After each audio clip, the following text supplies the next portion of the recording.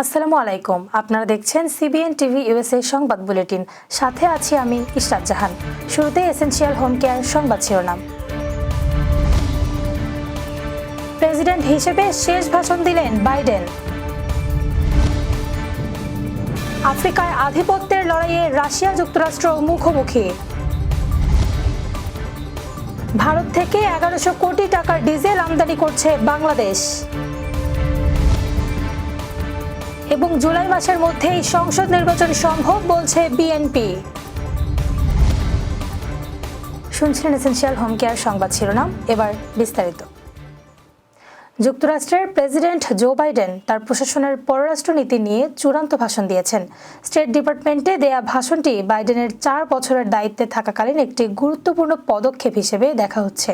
তিনি প্রেসিডেন্ট হিসেবে বিশ্বমঞ্চে মার্কিন নেতৃত্ব পুনঃপ্রতিষ্ঠা, মানবাধিকার কেন্দ্রিক একটি বৈদেশিক নীতি অনুসরণ এবং জোট গঠনের প্রতিশ্রুতি দিয়েছিলেন বলে জানান। বাইডেন তার বক্তৃতায় বলেন, আমরা একটি জটিল সময়ে এসে দাঁড়িয়েছি। স্নায়ুযুদ্ধ পরবর্তী যুগ শেষ, একটি নতুন যুগের সূচনা হয়েছে। বিদায়ী প্রেসিডেন্ট বাইডেন তার ভাষণে বলতে চেয়েছেন যে হোয়াইট হাউসে তার প্রবেশের আগের তুলনায় যুক্তরাষ্ট্র এখন আরও শক্তিশালী এবং তার শত্রুরা দুর্বল। 20 জানুয়ারি ট্রাম্পের শপথ গ্রহণের মাত্র 7 দিন আগে বাইডেন তার শেষ ভাষণে এসব কথা বললেন। আফ্রিকায় প্রভাব বিস্তারের লড়াইয়ে রাশিয়া এবং যুক্তরাষ্ট্র এখন সরাসরি মুখোমুখি। রাশিয়া ওয়াগনার গ্রুপ নামের ভাড়াটে বাহিনী দিয়ে আফ্রিকায় সামরিক অবস্থান শক্তিশালী করছে, যেখানে যুক্তরাষ্ট্রের প্রভাব ধীরে ধীরে হ্রাস পাচ্ছে। রুশ প্রেসিডেন্ট ভ্লাদিমির পুতিনের নেতৃত্বে মধ্য আফ্রিকার সেন্ট্রাল আফ্রিকান রিপাবলিক, নাইজার, মালি এবং বুর্কিনা ফাসো সহ বিভিন্ন দেশে রাশিয়া সামরিক সহায়তা দিচ্ছে। ওয়াগনার গ্রুপের মাধ্যমে সেখানে চরমপন্থী ও বিদ্রোহীদের দমন করছে রুশ বাহিনী। 2024 সালে সেন্ট্রাল আফ্রিকান রিপাবলিকের রাজধানী বাঙ্গুই থেকে 80 কিলোমিটার দূরে রাশিয়া একটি বৃহৎ সেনা ছাউনি তৈরি করে। ধারণা করা হচ্ছে 2030 সালের মধ্যে সেখানে 10,000 সৈন্য মোতায়েন করবে মস্কো। এদিকে যুক্তরাষ্ট্র আফ্রিকায় নিজেদের অবস্থান ধরে রাখতে মরিয়া। তারা 2023 সালে সেন্ট্রাল আফ্রিকান রিপাবলিক সরকারের সঙ্গে নিরাপত্তা চুক্তি করলেও ওয়াগনার বাহিনীর বিকল্প হিসেবে যুক্তরাষ্ট্রের নিরাপত্তা সংস্থা ব্যানক্রফট গ্লোবাল ডেভেলপমেন্ট তেমন ভূমিকা রাখতে পারে। বিশ্লেষকরা মনে করছেন রাশিয়া আফ্রিকায় শুধু সামরিক নয়, কৌশলগত এবং অর্থনৈতিকভাবে প্রভাব বিস্তারের চেষ্টা করছে। অপরদিকে আফ্রিকায় নিজেদের প্রভাব ধরে রাখতে যুক্তরাষ্ট্র এবং পশ্চিমা দেশগুলোকে নতুন কৌশল নির্ধারণ করতে হবে। জুলাই গণ অভ্যুত্থান ও ভারত বাংলাদেশের মধ্যকার সীমান্ত উত্তেজনা চললেও বাণিজ্যিক স্থিতিশীলতা লক্ষ্য করা গেছে দুই দেশের মাঝে। দেশটি থেকে ডিজেল আমদানি অব্যাহত রেখেছে বাংলাদেশ। সম্প্রতি অনুমোদিত এক সিদ্ধান্তের আলোকে শিগগিরই ভারত থেকে 1,30,000 মেট্রিক টন ডিজেল আমদানি করবে বাংলাদেশ। এতে খরচ হবে 1,137 কোটি টাকা। মঙ্গলবার এক প্রতিবেদনে এ তথ্য জানিয়েছে ভারতীয় সংবাদ মাধ্যম টাইমস অফ ইন্ডিয়া।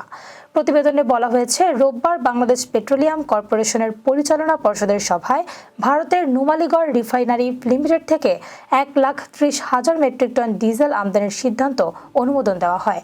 চলতি বছরের জানুয়ারি থেকে ডিসেম্বরের মধ্যে এই ডিজেল আমদানি করা হবে।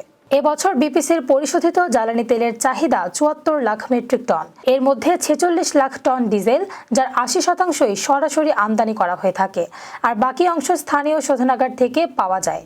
মূলত বিপিসি নিয়মিতভাবে ভারতের নুমালীগড় রিফাইনারি লিমিটেড থেকে পরিশোধিত জ্বালানি তেল আমদানি করে থাকে। 2016 সালের জানুয়ারি থেকে এই তেল ট্রেনে করে বাংলাদেশে আসছে। এর আগে অভ্যন্তরীণ চাহিদা মেটাতে ভারত থেকে 50,000 টন বাসমতি সিদ্ধ চাল আমদানির সিদ্ধান্ত নিয়েছিল বাংলাদেশের অন্তর্বর্তীকালীন সরকার। আগামী জাতীয় সংসদ নির্বাচন চলতি বছরের জুলাই মাসের মধ্যেই করা সম্ভব বলে জানিয়েছেন বিএনপি মহাসচিব মির্জা ফখরুল ইসলাম আলমগীর। তিনি বলেন, বিএনপির স্থায়ী কমিটির সভায় নির্বাচন প্রসঙ্গে প্রধান উপদেষ্টার বক্তব্য নিয়ে বিস্তারিত আলোচনা হয়। সভা মনে করে জাতীয় সংসদ নির্বাচন বিলম্বিত করা হলে রাজনৈতিক ও অর্থনৈতিক সংকট ক্রমশ বৃদ্ধি পাবে। মঙ্গলবার রাজধানীর গুলশানে বিএনপি চেয়ারপারসনের রাজনৈতিক কার্যালয়ে এক সংবাদ সম্মেলনে এসব কথা বলেন তিনি। সোমবার রাতে অনুষ্ঠিত বিএনপির স্থায়ী কমিটির বৈঠকে আলোচনার বিষয় তুলে ধরতে এই সংবাদ সম্মেলনের আয়োজন করে বিএনপি। মির্জা ফখরুল বলেন, সভা মনে করে যেহেতু নির্বাচন কমিশন ইতোমধ্যে গঠিত হয়েছে, সেহেতু জাতীয় সংসদ নির্বাচন বিলম্বিত হওয়ার কারণ নেই। জাতীয় সংসদ নির্বাচনের আগে স্থানীয় সরকার নির্বাচন অনুষ্ঠানের প্রশ্ন ওঠে না। 2025 সালের জুলাই মাসের মধ্যেই নির্বাচন অনুষ্ঠান সম্ভব। সভা এ বিষয়ে অন্তর্বর্তীকালীন সরকার, নির্বাচন কমিশন ও সব রাজনৈতিক দলগুলোকে ঐক্যমত্যে আসার আহ্বান জানায়। নিত্য প্রয়োজনীয় পণ্যের ওপর ভ্যাট, ট্যাক্স এবং গ্যাসের দাম বাড়ানোর সমালোচনা করে বিএনপি মহাসচিব বলেন, এর ফলে জনদুর্ভোগ বাড়বে। এবারে কর্ণফুলী ইনকাম ট্যাক্স সংবাদ শিরোনাম। বাংলাদেশ সোসাইটির বিগত দিনের অনিয়ম তদন্তে কমিটি গঠন এবং নিউ ইয়র্কে কাউন্সিলম্যান প্রার্থী শহীদুল হকের ফান্ড রেজিং ডিনার। আবার স্বাগতম সিবিএন টিভি ইউএসএ সংবাদ বুলেটিনে। শুনছিলেন কর্ণফুলী ইনকাম ট্যাক্স সংবাদ শিরোনাম, এবার বিস্তারিত।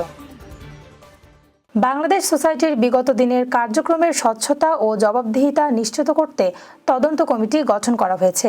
সোসাইটির কার্যকরী কমিটি ও বোর্ড অব ট্রাস্টের যৌথ সভায় এই কমিটি গঠন করা হয়। রোববার দুপুরে নিউ ইয়র্কে সোসাইটির নিজস্ব কার্যালয়ে সভা দুটি অনুষ্ঠিত হয়।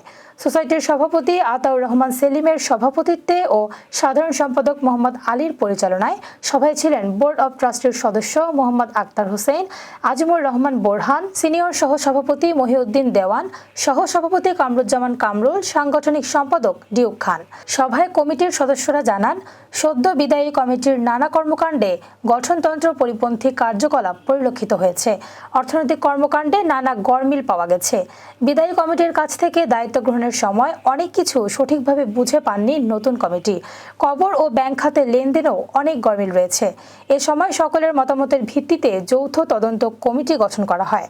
তদন্ত কমিটি আগামী 30 কার্যদিবসের মধ্যে বিদায়ী কমিটির কাছ থেকে তাদের বক্তব্য জানতে চাইবে ও পরবর্তী করণীয় ঠিক করবে।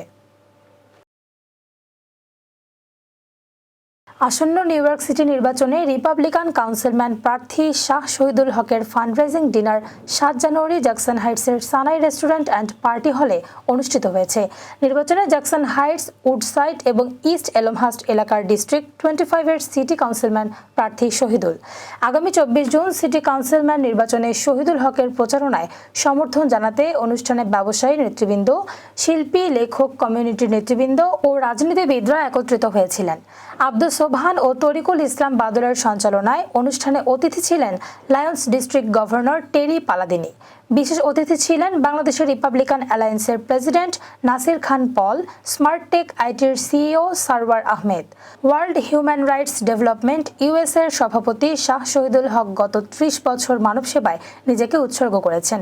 তিনি একজন প্রাক্তন ছাত্রনেতা এবং বর্তমানে কমিউনিটি সেবায় নিয়োজিত। তিনি 2021 সালের সিটি কাউন্সিল নির্বাচনে ডিস্ট্রিক্ট 25 থেকে উল্লেখযোগ্য সমর্থন অর্জন করেছিলেন। দর্শক, এই ছিল সিবিএন টিভি ইউএসএ সংবাদ বুলেটিনে। শেষ করছি। পরবর্তী বুলেটিন দেখার আমন্ত্রণ জানিয়ে এতক্ষণ সাথে থাকার জন্য ধন্যবাদ সবাইকে।